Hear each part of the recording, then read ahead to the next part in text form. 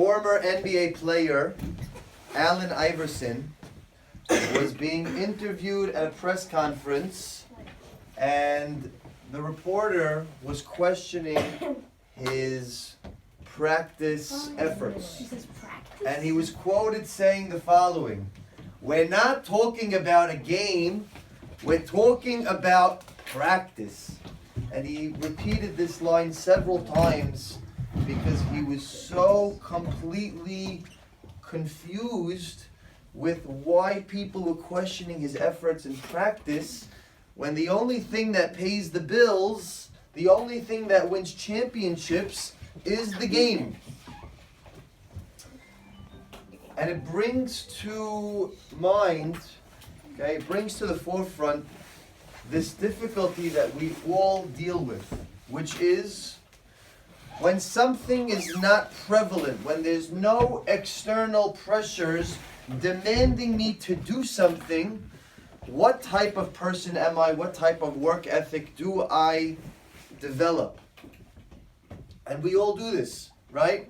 You come home, mom says, "Did you study? Did you review your work?"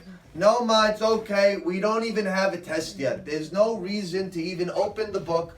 When there's a test, when something's on the line, then I'll do it. Until then, bug off. It's not necessary."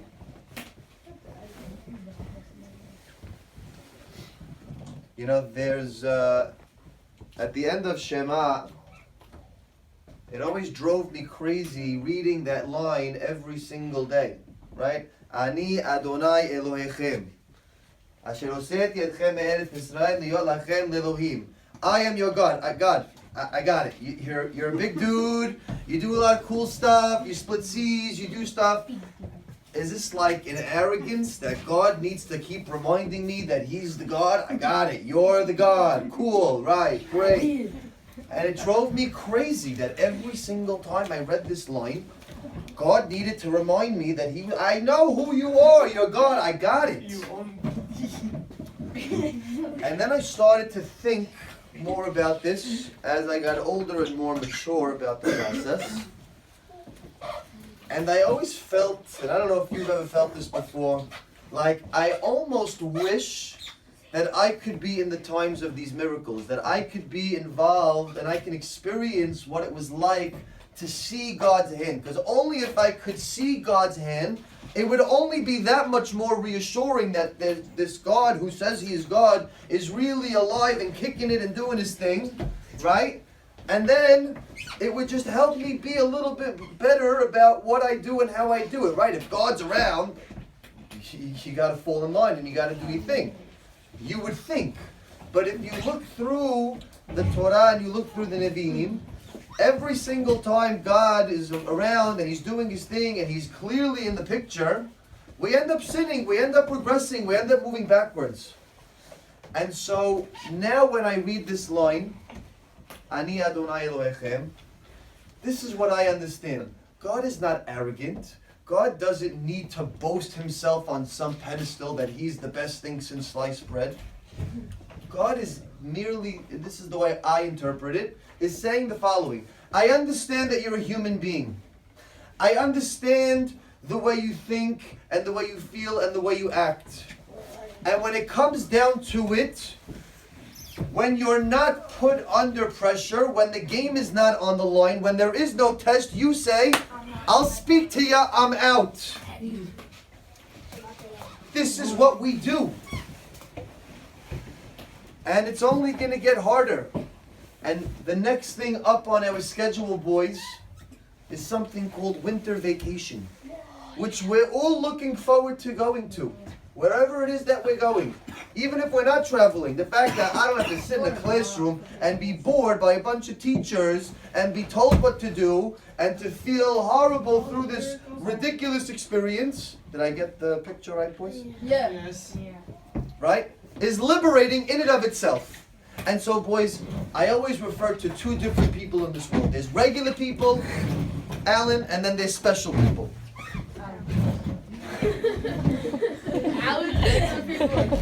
The regular people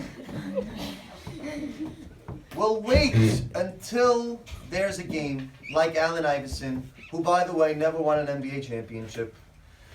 Regular people won't be bothered to review their work until there's a test. Like Curry. But then you look at some of the winners in the world. You look at some of the successful people in the world. And yesterday, during the Carolina Panthers New Orleans Saints game, they were talking about Luke Kuechly. Luke. Everyone knows Luke Kuechly? Yeah. Okay. And they were talking to Drew Brees about Luke Kuechly, and they asked, "What are your thoughts on Luke Kuechly?" And he said, "We all know amazing talent, but besides the talent, the guy is the most prepared person on the field. And if you look, go back and look at every single game tape that this guy has. Right before the play starts, this guy's pointing at where the ball is going. He knows it's going this way, and he tells his teammates, guys, watch out for that deep ball down the right side. He's calling out screen pass to the left. Guys, look out for that play over there." Why? Because when there was nothing on the line, when it wasn't game time, when there wasn't a test, when it was just practice, when it was just sitting in the film room on a Tuesday, Luke Kuechly walked into that room and he said, "I need to be prepared. I need to know what's going on. I need to be ready for when there is a game." And so, boys, winter vacation is coming up. And we have two choices. We can look at it as another opportunity to escape reality, to just push all of our problems to the side and say, "I'm out. There's no game. There's no test.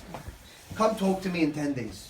Okay? Or we could enjoy our time, but we could do what the winners do. And what the winners do best is when everybody else is busy vegging their brains, they give a little bit of thought of what is going on.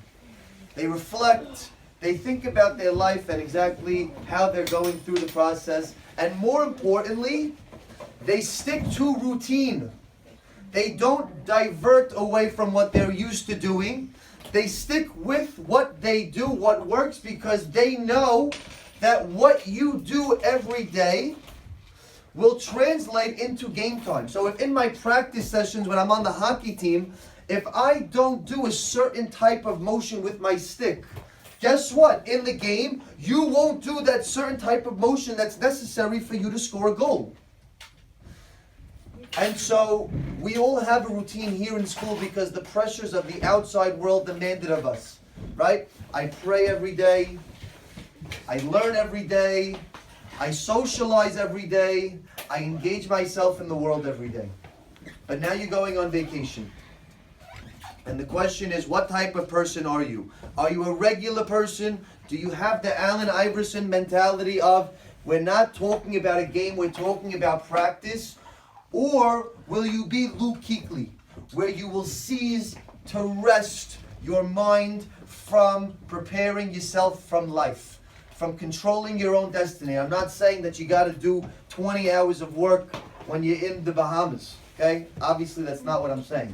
Enjoy, spend time with your family, do the jet skiing, go on some hike wherever you're going, okay? Enjoy the vacation. But don't divert from what works. Don't move away from what it is that you do every day.